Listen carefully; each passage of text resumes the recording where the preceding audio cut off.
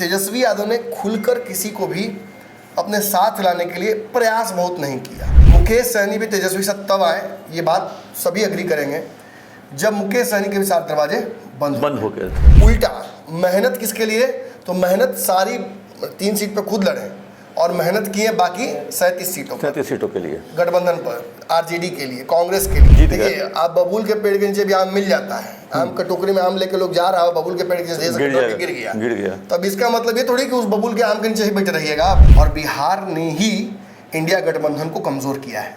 Panorama group, जो सोचता है वो करता है, आपके अपने सपनों का आशियाना।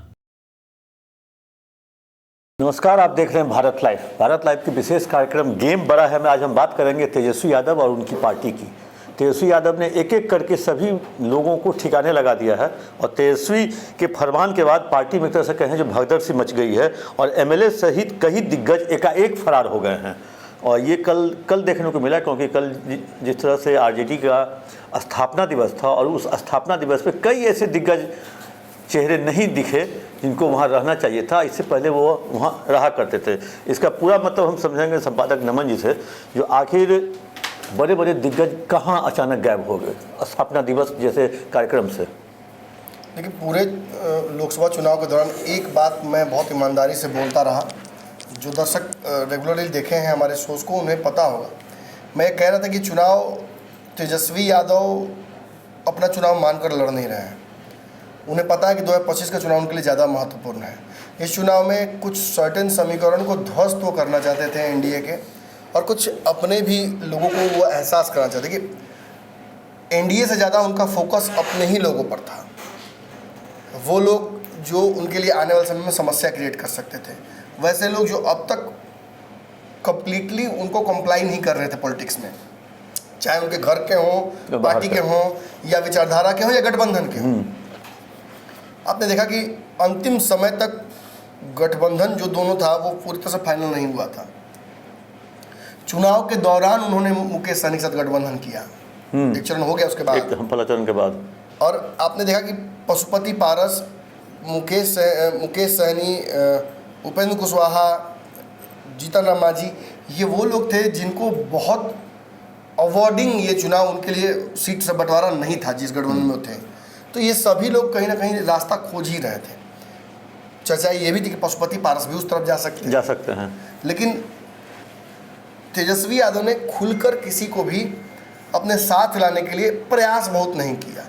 मुकेश सहनी भी तेजस्वी के साथ तब आए, ये बात सभी अग्री करेंगे, जब मुकेश सहनी के भी साथ दरवाजे बंद हो गए थे। वो चाहते थे एनडीए में ही रहना, लेकिन जैसे ही उन्हें लगा कि अब यहाँ संभावनाएं समाप्त हो गई, सीटें बढ़ चुकी हैं, तब वो धीरे धीरे, उसमें भी मतलब ऐसा नहीं था कि 40 सीटें लड़ना बहुत डिफिकल्ट था एक पार्टी वीआईपी के लिए, जो बिहार में अभी बहुत नई पार्टी है। तो उन्होंने अंततः अपने विचारधारा को, 2020 के पीठ पर छुरे को, सब कुछ को भूल कर वो तेजस्वी के साथ वापस गए। ये भी तय था, मैंने कई बार चुनाव के दौरान ये बात कही कि मुकेश सहनी को इस चुनाव से कुछ मिलना है नहीं। उल्टा बिना मैंने ऐसा नहीं होता कि यूपीएससी की परीक्षा दी, पास भी कर जाएगा तो नौकरी नहीं लगने वाला है, कुछ इस तरीके का चुनाव था मुकेश सहनी के लिए। इतना मुश्किल चुनाव था, उस चुनाव को लड़े भी, एक भी सांसद जीतने वाला नहीं था, ये तय था। उल्टा मेहनत किसके लिए, तो मेहनत सारी 3 सीट पर खुद लड़े और मेहनत की है बाकी 37 सीटों के लिए, गठबंधन पर, आरजेडी के लिए, कांग्रेस के लिए। और उल्टा इसका निष्कर्ष क्या निकला कि ज़्यादातर चैनलों ने मुकेश सहनी को कहा कि उनका वोट बैंक ही नहीं। ये तो बड़ी बात रही कि राजद ने नहीं कहा कि मुकेश सहनी का वोट हम लोग को नहीं मिला इसलिए नहीं जीते वो सारी सीट, क्योंकि राजद को जीतना ही नहीं था। तो ये सारी चीज़ें जब आप एक जगह लेकर आते हैं तो आपको रियलाइज़ होता है कि this was not an election of Mahagathbandhan, it was more of a election of NDA के लिए था। एनडीए में भी मुख्यतः भाजपा के लिए। आप देखिएगा कि नीतीश कुमार के भी कैंडिडेट सिलेक्शन में, खासतौर पर जहानाबाद में कैंडिडेट सिलेक्शन देखिए, शिवहर का कैंडिडेट सिलेक्शन देखिए, सीतामढ़ी का कैंडिडेट सिलेक्शन देखिए, अब फिर औरंगाबाद मैं आपको बोला हूँ, और आपको कौन सा एक सीट था, पूर्णिया। इन सीटों को सिलेक्शन पर आप जदयू के देखिए तो जदयू भी बहुत रिस्क लेकर ही चल रही थी, मतलब उसका भी इलेक्शन ये था नहीं। अब अलग बात है कि अब जीत गए, आप बबूल के पेड़ के नीचे भी आम मिल जाता है, आम का टोकरी में आम लेके लोग जा रहा हो, बबुल के पेड़ के नीचे से गिर गया। तब इसका मतलब ये थोड़ी कि उस बबुल के आम के नीचे ही बैठे रहिएगा आप। बबुल के नीचे आम नहीं मिलने वाला दोबारा, एक बार मिल गया। तो वही हाल जेडीयू के साथ हुआ। आरजेडी भी ऐसी किसी परिस्थिति के लिए तैयार थी, काश बिहार में 10 सीटें और बढ़ जाती और हम रोक पाते एक सम्मानजनक जगह पर, एनडीए को भी रोक लेते और हम भी कुछ सम्मानित सीट लाते। लेकिन ऐसा हुआ नहीं। 9 सीटें जो लेकर आई है बिहार में महागठबंधन लोकसभा चुनाव में, वो बहुत नहीं है। ना तो वो भाजपा को डैमेज करने के लिए काफ़ी है, ना वो केंद्र में मोदी सरकार को रोकने के लिए काफ़ी है, ना वो आगे चल के ये बताने के लिए काफ़ी है कि हम लोकसभा में अच्छा प्रदर्शन किए थे तो विधानसभा हमारा है। उल्टा चुनाव के बाद जो आंकड़े हमारे समक्ष आए उसमें ये खबर आई कि 30 से 40 सीटों के बीच ही बस आगे बढ़त ले पाई है राजद, जो कि बहुत अलार्मिंग है। 38 सीटें, 38 सीटों पर राजद का, मात्र 38 विधानसभा सीटों पर आरजेडी का बढ़त बनाना क्या मैसेज देता है कि अगर इस स्ट्राइक रेट को हम ओवर एस्टिमेट करते हैं, डबल तो नहीं कर सकते हैं आप, लेकिन ओवर एस्टिमेट करके इसे आप अगर 70% पे ले आते हैं या 80% पे लाते हैं, तब भी 38 में आप जब ये 70% जोड़ते हैं तो ज़्यादा से ज़्यादा 50-55 तक पहुंचता है। 55 सीटों के बाद आप मुझे बताइए विधानसभा में तेजस्वी यादव किस लायक रहेंगे? कहीं नहीं रहेंगे नेता। और हम और बिहार के मीडिया जगत के बड़े दिग्गज क्या सोच के चल रहे हैं? तेजस्वी मुख्यमंत्री है भाभी, सभी लोग मान के चल रहे हैं कि तेजस्वी इस बार मुख्यमंत्री बन जाएंगे, लेकिन उनके रास्ते में कई समस्याएं हैं। सबसे बड़ी समस्या तो उनका वर्तमान जो आसपास का एक नहीं होता कि क्या बोलते हैं कोर ग्रुप, जो थिंक टैंक है, वही सबसे बड़ी समस्या है। जो फैसले चुनाव में लिए गए उससे बहुत लोग एग्री नहीं करते थे। भारतीय टीम में इस बार लेके गया कई खिलाड़ियों को, लगभग सारे हिटर्स थे। टिक्कर खेलने वाला एक विराट कोहली था और वो ओपनिंग कर रहा था और वो आउट रहता था तो लगता था कि अब ये टीम 30 रन पे ऑल आउट हो सकती है या हो सकता है कि 300 रन भी मार दे 20 ओवर में। But that was a big risk. अगर इस रिस्क की वजह से हम वर्ल्ड कप हार जाते हैं तो लाइन से जय शाह से लेकर रोहित शर्मा तक, सेलेक्टर तक, अजीत अगरकर तक सब का भत पिकता। कटघरे में सब आते। जीत गए तो अब जो नहीं भी खेला उसको भी एक मेडल दे दिया गया है और सबकी बड़ाई हो रही है। तो जीत गए होते अगर तेजस्वी यादव, तो ये सारी चीज़ें जो फैसले उन्होंने लिए, कई लोगों का टिकट काटा, कई लोगों को आउट ऑफ द वे जाकर टिकट दिया, बाहर से बुलाकर लोगों को रिवॉर्ड किया, ये सब कुछ खप जाता चूँकि जीते नहीं हैं। और बिहार ने ही इंडिया गठबंधन को कमज़ोर किया है। सच्चाई है। सच्चाई। अगर आप दूसरे तरीके से देखते हैं कि उत्तर प्रदेश ने मोदी को कमज़ोर किया तो बिहार ने इंडिया को कमज़ोर किया, महागठबंधन को कमज़ोर किया। केवल 8 सीटें लेकर यहाँ आए हैं, 9 सीटें माफ कीजिएगा लेकर आए हैं, एक पप्पू यादव जीत के आए हैं। तो 9 सीटों से इन्होंने क्या स्थापित कर लिया? कुछ नहीं। उल्टा बिहार की वजह से आज केंद्र में सरकार बच गई है। तो दैट मीन्स कि तेजस्वी यादव और उनके सहयोगी they failed miserably at this election.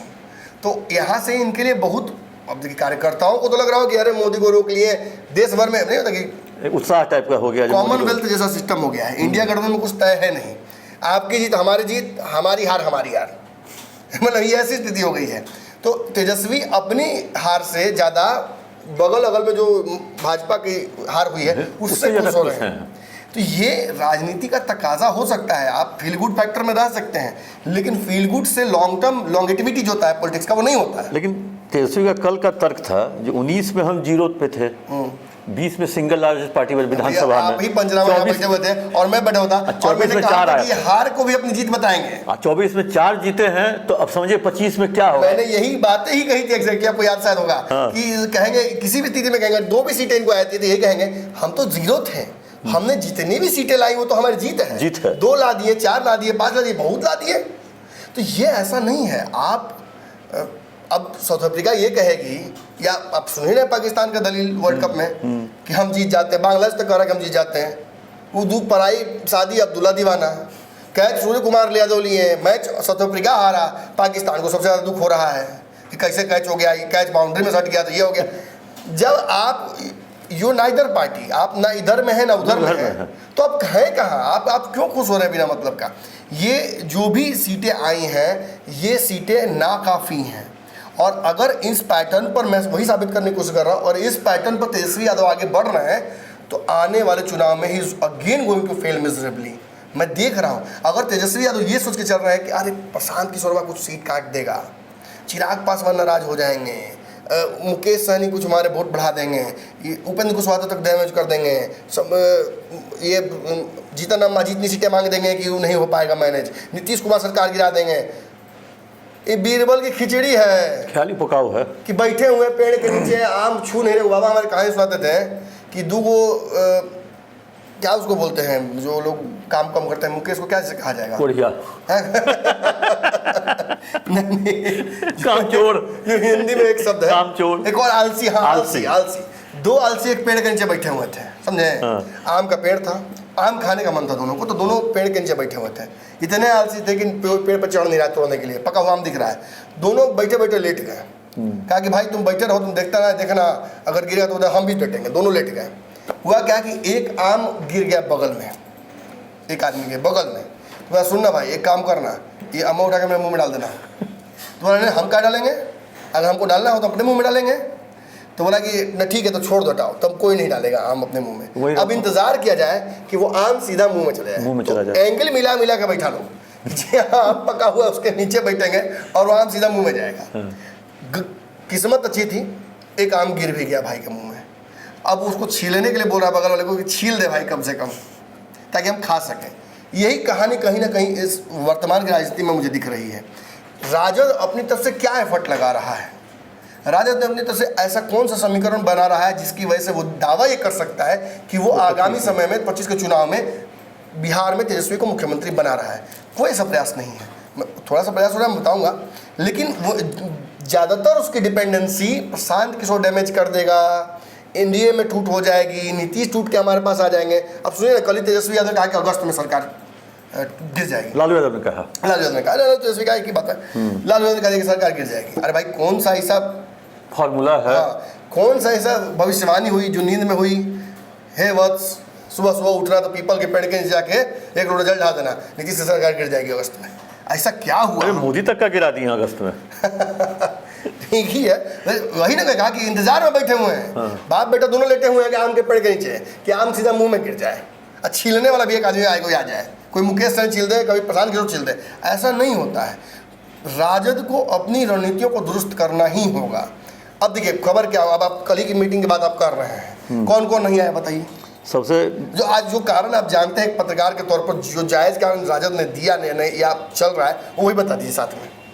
देखिए कल की बैठक में, आरजेडी की बैठक में मीसा भारती नहीं दिखी, सुनील सिंह जो इनके एमएलसी हैं सारण वाले वो नहीं दिखे, तेज प्रताप जो इनके बड़े भाई हैं तेजस्वी के वो नहीं दिखे, और एक भाई वीरेंद्र भी नहीं दिखे। लेकिन भाई वीरेंद्र ने कहा जो हमारी तबीयत अच्छी नहीं थी। और सबसे मज़ेदार तो जब तेजस्वी भाषण दे रहे थे, जो मैं कड़ा निर्णय लूँगा, हो सकता है किसी का टिकट भी मैं काटूं, तो उसी ठीक उसके बाद रीतलाल तो आए थे, लेकिन वो पिनपिना के भाग गए। अब बताइए, अब मीसा भारती का नहीं पहुंचना। भाई वीरेंद्र तो मुझे बेचारे सही कह रहे हैं, वो अक्सर इन स्थितियों में उनकी तबीयत ठीक नहीं रहती है। और जहाँ जो उनके साथ हुआ चुनाव में पिछले 3 बार से, तो मीसा जी वहाँ से लड़ रही हैं, उनको टिकट मिल नहीं रहा है, तो उनकी नाराज़गी भी जायज़ है। स्पष्टीकरण जो दिए सही दिए, लेकिन मीसा भारती की नाराज़गी जो हमारे जानकारी के अनुसार दूसरी है। वो जो अभी जान ही रहे, हमने तो पचनामा सब चौकी, हाँ उसी दिन हम लोग कहे थे, जो अभय कुशवाहा के बनते ही, नेता बनते ही संसद में मीसा भारती काफ़ी नाराज़ हुई। और जो जानकारी मेरे पास है, दोनों भाई बहन में काफ़ी तूतू में हुई। और वो सुनते हैं जो उस दिन, जिस दिन तूतू में हुई, जिस दिन अभय कुशवाहा का नाम अनाउंस हुआ, उस दिन वो खाना भी नहीं खाई और चली गई दिल्ली। अब बताइए, मटन बना होगा उस दिन, नहीं खाई होंगी बेचारी, ये भी एक समस्या हो गया। अब उनको जाकर वहाँ बनाना पड़ा होगा। खैर एक बात मैं स्पष्ट बोल दूं कि मीसा भारती को पूरे चुनाव में राजद ने कोई मदद नहीं की है। जो भी मदद हुआ है वो इंटरनली लोगों ने किया है। राजद के 2 विधायक तो चुनाव में दिखे ही नहीं उस क्षेत्र के। अब कौन है कौन नहीं आप खुद पता कीजिए, आप खुद पता कर लीजिए। लेकिन एक बड़ी बात ये हुई कि जो अंदाजा लग रहा था कि मीसा भारती इस बार भी हार जाएंगी, बाकी हमने कह दिया था कि जीत रही हैं, वही हुआ, अंततः वो जीत गई। तो अब वो जीत गई हैं तो उनकी जीत का श्रेय तो सब लेना चाहेंगे। लेकिन मीसा भारती उतनी अग्रेसिव पॉलिटिक्स करती हैं, शुरू से करती आई हैं, और परिवार में तेजस्वी के अलावा मुझे लगता है कि वही एक हैं जो अपनी बात को मनवाना जानती हैं। और उन्होंने स्पष्ट तौर पर ये बात कह दी कि भाई अब हम लोकसभा चुनाव लड़कर लोकसभा में ही रहेंगे, और अच्छा फैसला ले लिया उन्होंने, क्योंकि राज्यसभा वाला तो उनका कहानी खत्म हो गया था, वो सीट तो चली गई अब एनडीए में। तो ऐसी स्थिति में कहीं ना कहीं उनके लिए बहुत बढ़िया था। लेकिन जो संसदीय दल का अध्यक्ष बनाया गया अभय कुशवाहा को, वो उनको सच में नागवारा गुजरेगा, क्योंकि अभय कुशवाहा तुरंत ही पार्टी में आया है और वो इतने दिनों से पार्टी में थी। तो एक हायरार्की जो नेचुरल पार्टी में होता है उसमें तो काफ़ी नीचे चली गई वो, वरीयता के हिसाब से तो मीसा भारती आगे है। और तेजस्वी यादव जब अपनी बारी आती है तो उनका दिमाग सब जगह काम करता है, कुर्सी कौन चाहिए, बैठने का जगह कहाँ चाहिए, ऊंचे वाली जगह पर बैठेंगे, ऊंचा पोस्ट पर बैठेंगे, सारी खूबियाँ तेजस्वी यादव को अपने में नजर आती हैं। लेकिन जब परिवार में या पार्टी में किसी और को देना होता है कोई पद, तो मैंने देखा है अक्सर तेजस्वी यादव चुप कर जाते हैं, उनकी बुद्धि भ्रमित हो जाती है, या हो सकता है कि बुद्धि को कोई भ्रमित करता है। अब मीसा भारती की नाराजगी का एक हरियाणा कनेक्शन है, जो मैं चुनाव के दौरान भी बोल रहा था। अब वो हरियाणा कनेक्शन इस्टेब्लिश आप खुद से अपने से कीजिए, आप बेहतर जानते हैं, हम तो कोई सलाहकार आपके हैं नहीं, हमने बहुत सलाह दिया भी मुफ्त का जो आपने माना नहीं। तो मीसा भारती का नाराजगी तो भैया एक जायज़ बात है, वो तो है नाराज। सुनील सिंह की बात जहाँ तक है, सुनील सिंह ने छपरा में एक मंच पर एक बयान दिया, बोलने के फ्लो में उनसे या फिर मन में कहीं होगा तो निकल जाता है बात, पता नहीं है, मसल मेमोरी है। अब दिन भर सोचिएगा जो तो मुंह से निकल ही ना जाएगा, होता है, अक्सर होता है। तो हो सकता है उस फ्लो में निकल गया कि मीसा भारती को वह क्या नाम है उनका, सुनील सिंह नहीं जो लड़ी थी चुनाव, रोहिणी आचार्य, हाँ अभी वो तो चली गई वापस ना, हाँ चली गई जापान, वहीं से नजर रख रही हैं वो। और वो आज भी ट्वीट की है, जो हमारे पिताजी से का नाम आते ही जो सारा है बीजेपी एनडीए के लोग सभी अभी तक डरते हैं। देखिए उनको आप अपने दिल में बसा लीजिए, वो ऐसी सांसद होती हैं, मैंने कहा भी था कि उनको दिल में बसाना पड़ता, वो ट्विटर से ही इलाज करेंगे, वर्चुअल मीडिया से ही वो कंट्रोल करती हैं। अगर जीत भी जाती तो बहुत अच्छा पोजीशन, मतलब अच्छा एक स्थिति से एक अच्छा मतलब ऑफर मिलने वाला था उस क्षेत्र की जनता को, उसने रूढ़ी को जिताकर और उनको हरवा कर वो ऑफर रिजेक्ट कर दिया। तो इसका तो खामियाजा भुगतना पड़ेगा क्षेत्र की जनता को ना। एक बात तो ये है कि मीसा भारती वाला तो अपना चैप्टर है, सुनील सिंह का जो बयान था, उस बयान के बाद जो मंच पे उन्होंने दिया, उस बयान के बाद दोबारा वो उस चुनाव में भी देखे नहीं गए। क्या बात है, क्या उन्हें ऐसा लगता है कि किसी ने समझाया बताया कि आपने गलत बयान दे दिया है, या कोई विवाद न हो इसकी वजह से उन्होंने अपने आप को अलग कर दिया? क्या उन्हें बहुत स्मार्ट पॉलिटिशियन है, क्या उन्हें ये बात समझ में आ गई कि यहाँ से वो जीत नहीं रही हैं, या राजीव प्रताप रूढ़ी के स्वजातीय हैं?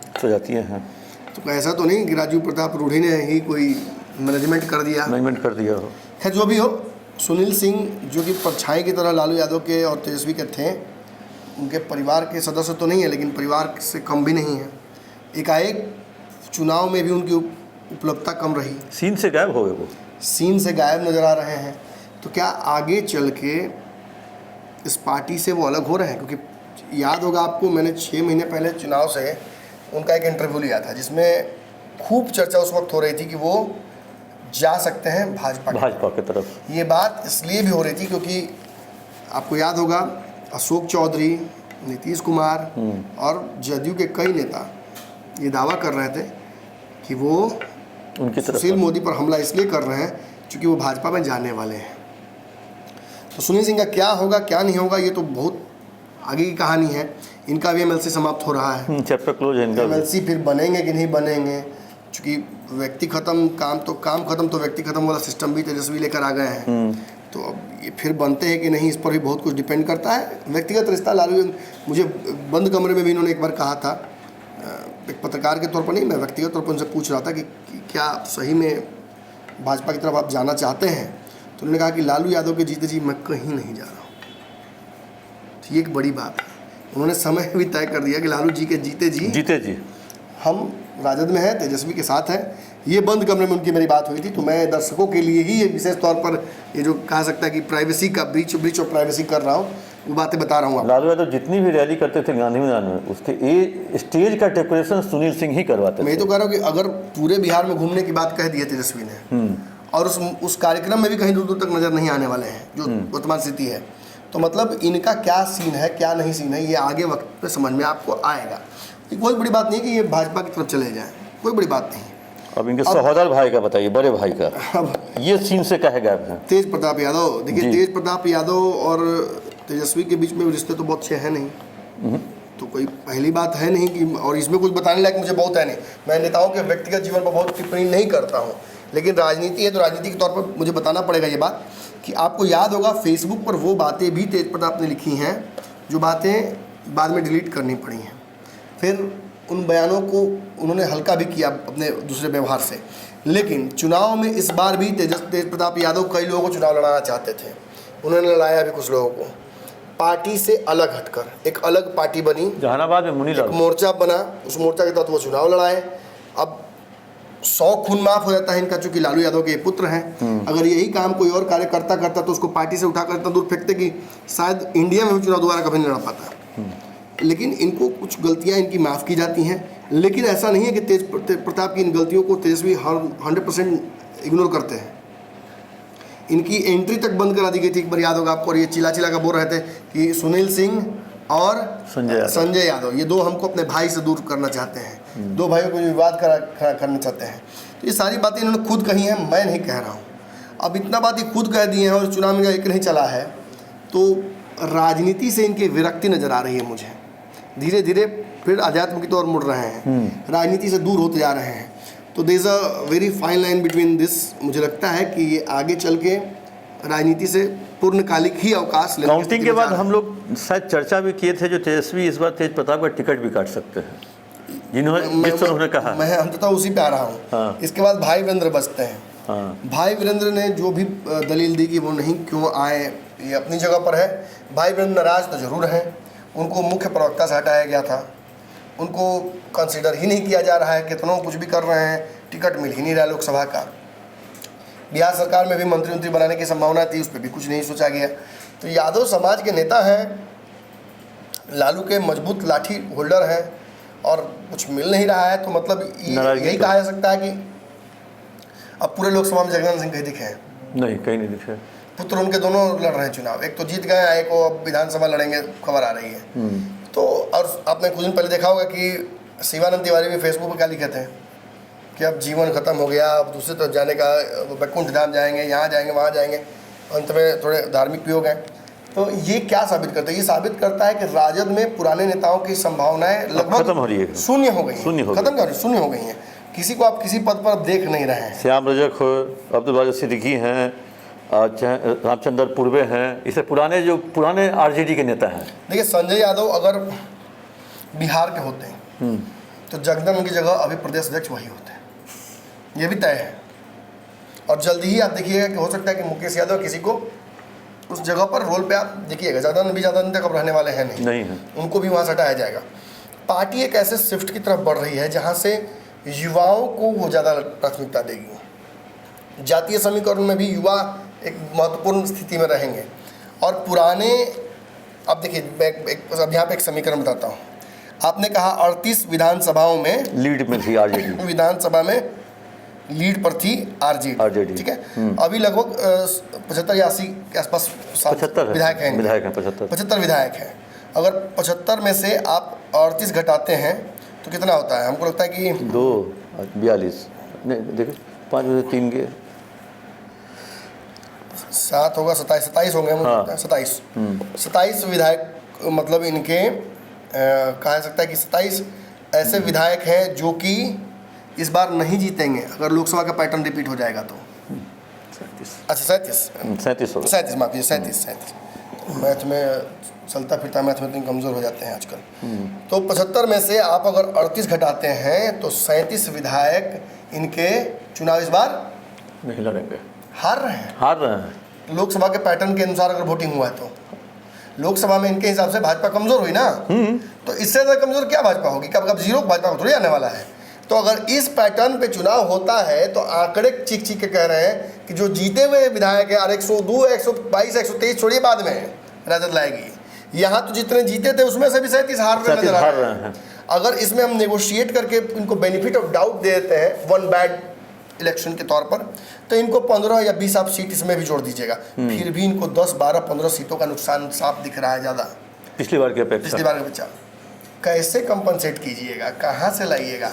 और एक बड़ा खेल ये है कि ये जो 37 जगहों पर कमज़ोर हुई है पार्टी, और भी जगहों पर कमज़ोर हुई है, लेकिन इन 37 जगहों पर जहाँ जीता हुआ जगह विधानसभा पर कमज़ोर हुई है, यहाँ तेजस्वी ये मानकर चल रहे हैं उनके सलाहकार के हरियाणा कनेक्शन वाले माध्यम से कि ये सारे लोगों ने पार्टी के खिलाफ खेल किया है, अपने ही सांसदों को, अपनी ही पार्टी का दुश्मन विधायकों को माफ़ कीजिएगा मान रहे हैं। तो ऐसी स्थिति में पार्टी में विद्रोही होगी ना, भगदड़ मचेगी, संशय में लोग रहेंगे, भाजपा में अपनी संभावनाएं तलाश करेंगे, जदयू में संभावनाएं तलाश करेंगे, नीतीश कुमार की पार्टी टूट जाएगी ऐसा संभावना था, तभी ना उनकी पार्टी के लोग इधर उधर संभावना खोजने लगे थे। लगा कि नीतीश कुमार टिकट काट देंगे किसी का, तो वो भी भागने लगा इधर उधर। लेकिन अब जब तेजस्वी यादव बार बार ये बात मीटिंग्स में कह रहे हैं कि हम बताएंगे आप लोगों को, जिसका खेला किया उसको कड़ा निर्णय लेंगे, कई विधायकों को टिकट कट सकता है, तो ये तो खुद ही जंगल में आग लगा रहे हैं। जब अपने जंगल में खुद आग लगाइएगा तो आप 102, 101, 103 डायल नहीं कर सकते हैं। You are not liable for emergency fire stoppage. जब आप खुद ही आग लगाते हैं तो आपका अग्निशमन से कोई नाश्ता नहीं होना चाहिए। ये जितने भी अब ये 37 सीटें तो भैया ऐसी हैं जो कि इनके जीती हुई हैं। अभी कई सीटों पर जीतना भी तो था ना। तेजस्वी को मुख्यमंत्री बनने के लिए बिहार में 150 के आसपास विधानसभा सीटों पर लीड लेना होगा। 122 आंकड़ा है, लेकिन हम ओवर एस्टिमेट कर रहे हैं। कई सीटें लीड के बावजूद भी गड़बड़ाती हैं, क्योंकि वहाँ आप हो सकता है खुद चुनाव ना लड़े, वहाँ आपका सहयोगी लड़े, तो वो डैमेज होगा। तो और कई जगह पहुँचता है कि आपको त्रिशंकु में आप फंस जाएं। तो ऐसी स्थिति में ये एक बहुत बड़ा पॉइंटर है। तेजस्वी यादव की पार्टी में मीटिंग्स जो हो रही हैं वो पार्टी को मजबूत करने के लिए हो रही हैं, लेकिन हो रहा है कमजोर। अभी समझे में नहीं आ रहा कि बच्चा हॉर्लिक्स खा रहा है तो उसका पेट झड़ने लग रहा है, तो अभी इसको किया क्या जाए? हॉर्लिक्स बंद कर दिया जाए, पानी चढ़ाना पड़ेगा ना। पानी चढ़ाना पड़ेगा। तो दैट मीन्स कि आपकी पार्टी उस स्थिति में है कि आपको पानी की आवश्यकता है राजनीतिक। मतलब जो एनालिसिस एक जनरल वे में इनके समर्थक कर रहे हैं और जो एक एनालिसिस मैं कर रहा हूँ कि तेजस्वी अभी भी बहुत दूर है, मीलों दूर है सत्ता से। तो बेहतर तो मतलब अगर जायज तौर पे देखा जाए इन आंकड़ों के आधार पर तो मेरा विश्लेषण ही सही लग रहा है। आप बोले देखिए कोई सुनना थोड़ी चाहता है। अगर आप सड़क पर जा रहे हैं, आप किसी का एक्सीडेंट होते देखते करते, अरे पक्का कुछ गलत चलाया होगा, दारू पी चला रहा होगा, दाएं बाएं कर रहा होगा, ये भी तो हो सकता है कि सीधा जा रहा हो बेचारा कोई मार के चला गया हो। जब अपने साथ होता है ये, पहली बात तो कि हमारा मन मानता नहीं। मानव मन एक ऐसी स्थिति है किसी के घर में किसी की मृत्यु हो जाए, तबीयत खराब हो जाए, कुछ अपशगुन हो जाए, तो हम ये मान कर चलते हैं कि हमारे साथ ये नहीं हो सकता है। और यही सबसे बड़ा राजनीति में कमजोरी है। नीतीश कुमार की पार्टी में कई लोगों को भी यही लगा था कि मेरे साथ थोड़ी हो जाएगा ऐसा खेल। पूर्णिया झेल गए, जहानाबाद झेल गए, भाजपा को लगा हमारे साथ थोड़ी हो जाएगा खेल। काराकाट से लेकर पूरा जितना भी शाहाबाद था सब साफ हो गया।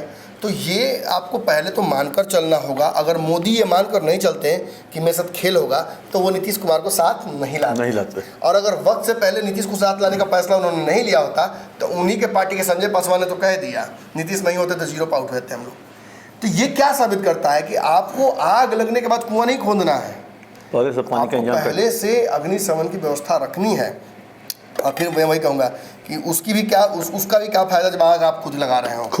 आग तो राजद अभी उसी स्थिति में भी गेम बड़ा है। हम लोग बात कर रहे थे कल के आरजेडी की बैठक में एक तरह से तेजस्वी यादव ने साफ तरीके से उन 37 विधायकों को हरकाया है जहां पर आरजेडी लीड नहीं ले सकी। मात्र 38 विधानसभा क्षेत्र में आरजेडी लीड ले सकी। और वैसे भी कई चेहरे मीसा भारती, सुनील सिंह, तेज प्रताप, भाई वीरेंद्र तो एकदम गायब ही दिखे, रीतलाल दिखे भी, लेकिन तेजस्वी के भाषण के बीच में ही उठ के वो भाग निकले। अब ऐसे में तेजस्वी अपनी पार्टी को आगे कैसे ले आते हैं, 2025 का चुनाव कैसे लड़ते हैं, क्योंकि पार्टी में खुद ही वो एक तरह से कहें जो विद्रोह डलवा रहे हैं। क्योंकि जिसके पास अभी वो जो एमएलए है, अब उसको जानकारी हो जाएगी जो उसका एमएलए का टिकट नहीं मिल रहा है तो वो दूसरा आंगन देखेगा। वैसी स्थिति में तेजस्वी के लिए बहुत ही मुश्किल होगा 2025 का चुनाव। पनोरमा ग्रुप, जो सोचता है वो करता है। अगर ये वीडियो पसंद आई और वह बिहार के राजनीति और बिहारियत से सरोकार रखेनी तो सब्सक्राइब बटन दबा के चैनल के सब्सक्राइब कर ली ओजे एगो घंटी बा, ओकरा बटन दबा देला से कुल सटीक और मारक खबर रुआ मुफ्त में मिल जाई। अगर रुआ पत्रकारिता के हमनी के नया प्रयोग में सहयोग कर चाहतानी तो ज्वाइन बटन दबा दी। पेटीएम नंबर नोट कर ली 9386816700। धन्यवाद।